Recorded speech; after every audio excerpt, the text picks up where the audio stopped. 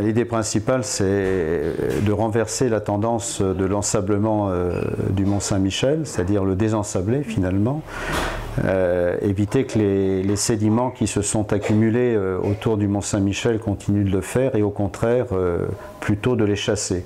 Donc il faut finalement créer ce que l'on voit dans certains ports bretons et d'ailleurs, mais surtout en Bretagne, des phénomènes des systèmes de chasse-marée. C'est-à-dire faire en sorte que la mer puisse tourner autour du Mont Saint-Michel, ça voulait dire à ce moment-là supprimer les parkings qui s'y trouvaient, araser la digue-route qui fait aussi un écran qui empêche la mer de tourner autour du Mont Saint-Michel, et redonner aussi de la vigueur au fleuve qui se jette dans la baie du Mont Saint-Michel, et notamment le Couesnon, qui vient un peu lécher le Mont Saint-Michel et qui, comme un vrai chasse-marée, là, à ce moment-là, permet d'enlever les sédiments et de les retirer et de les chasser au fond de la baie.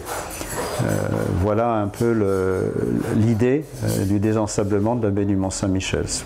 C'est de la mécanique, je dirais, aquatique. Et c'est comme ça qu'on a pensé le système. Alors après, il y a une autre dimension qui est venue se greffer quand même, ça c'est la dimension environnementale.